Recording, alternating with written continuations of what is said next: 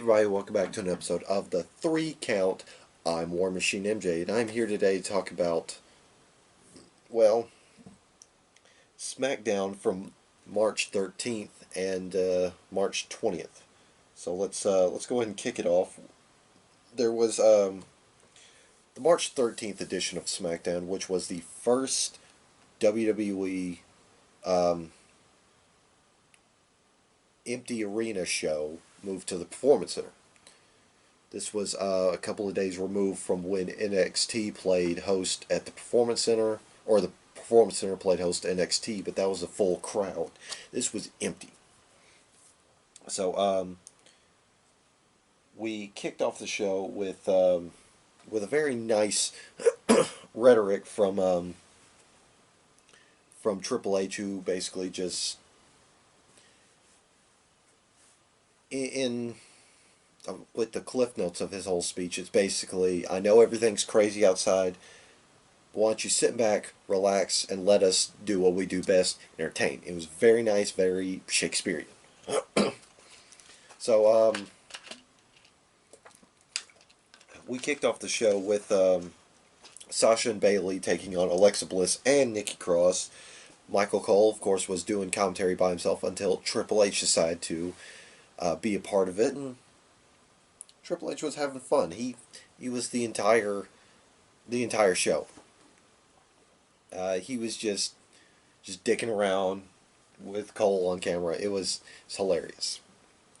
Sasha and Bayley got the victory because Nikki Cross came out through the crowd and distracted Little Miss Bliss. Next, we had a Roman Reigns promo talking about his match with Goldberg, and it was pretty alright. It was awesome. Next, we had Daniel Bryan taking on Cesaro. Of course, Daniel Bryan has formed a rather unique partnership with Drew Gulak that I'm pretty much behind. Both these guys are amazing submission specialists, and it's really awesome. As of recently, they've run afoul of the Artist Collective, of course, Cesaro, Shinsuke Nakamura, and new Intercontinental Champion Sami Zayn, which led to this match, which Daniel Bryan won. Afterwards, he and Gulak were, just kind of, well, they were beaten down after the bell. So, payback was definitely on the docket for them. Next up, we had the return of Jeff Hardy as he took on and beat King Corbin. Of course, Corbin was distracted by Elias. And then there was the announcement that Rob Gronkowski is coming to the WWE. He's apparently going to be signing a deal with WWE. Former New England Patriot, former Super Bowler. I don't know. I don't pay attention to NFL. Anyway, and finally, we ended the show off with a face-to-face between John Cena and Bray Wyatt, talking about their match at WrestleMania. Of course, this all had stemmed from the Bray Wyatt John Cena match at WrestleMania 30, where John Cena shouldn't have won, which I like where this story has gone, because Bray Wyatt said best on that episode of SmackDown where after his match with Cena, he was just hounded by these voices that just called him a failure and a loser and all that. Just made him want to push his eyes into his skull so he can get some peace. It was very cryptic and very just awesome. But basically, he thanked John Cena for giving him that L, because if it wasn't for him, he would never had the Firefly Funhouse. However, The Fiend does not forgive. So yeah. Of course, during Cena's promo, he He, of course, talked about how WrestleMania spots aren't deserved, they're earned, and he'd rather see some other names go to the show of shows. Of course, he name dropped a whole lot of NXT alumni, including Ciampa, Gargano, and the Velveteen Dream, Dream, baby. So yeah, it was great that he showed NXT some love. Next, we move on to the March 20th edition of Friday Night SmackDown, where we kicked off the show with an incredibly cringy Rob Gronkowski announcement, where he came in and it was announced that he'd be the host of WrestleMania 36. And of course, Baron Corbin was kind of taking the piss out of all of it when he was embarrassed by Gronk, Mojo Rawley, and Elias, and then Gronk petitioned for a King Corbin Elias match, which has been confirmed as of this recording. So next we had Daniel Bryan and Drew Gulak defeating Shinsuke Nakamura and Cesaro. Pretty stellar match. Afterwards, Daniel Bryan decided to put Sami Zayn's mouth where his money is, or his money where his mouth is.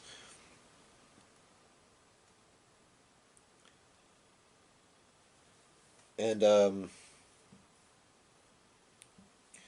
yeah, after the match, it was announced that not Drew Gulak, Sami Zayn would accept a match, an Intercontinental Championship match from Daniel Bryan, if Daniel Bryan beats Shinsuke Nakamura next week on SmackDown, which that's a barn burner match right there. Next, of course, we heard from Sasha and Bayley talking about how they've got nothing better to do at Mania. Then, via Skype, Paige made an announcement that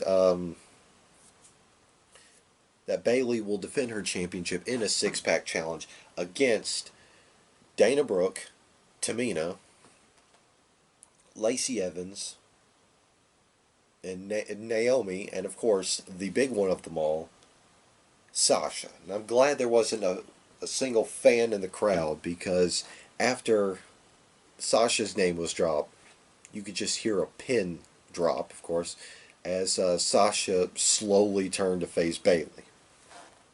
Awesome. Now, as of this recording, it's been made clear that that Dana Brooke has been pulled to the match because she has quarantined herself, which that's a shame. She finally gets a big meaty part at WrestleMania, and or a big meaty showcase, I should say. It sounds more appropriate.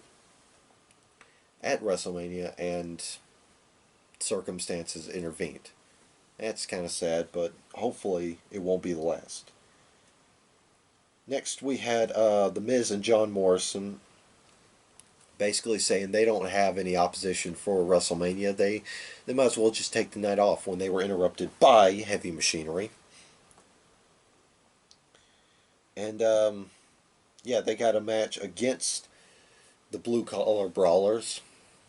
And towards the end of the match, Dolph Ziggler comes out and he basically taunts Otis with pictures of him and Mandy, and then yeah, just calls him a loser, or the first loser or second place. This enrages Otis, who just beats the holy hell out of Dolph Ziggler, beats the hell out of Miz and Morrison, and while Otis was had his attention on Miz and Morrison, and he had a chair, Dolph Ziggler was all the way up the ramp, looking on in horror. Of course, Otis was had that chair reared back, ready to take out the Miz and Morrison. Of course, you had the referee and Tucker telling Otis, "Don't do it." Otis went full ham and just beat the hell out of Miz and Morrison with the steel chair. And afterwards, Tucker consoled him, and it was really, really beautiful. Just that whole segment was just beautiful.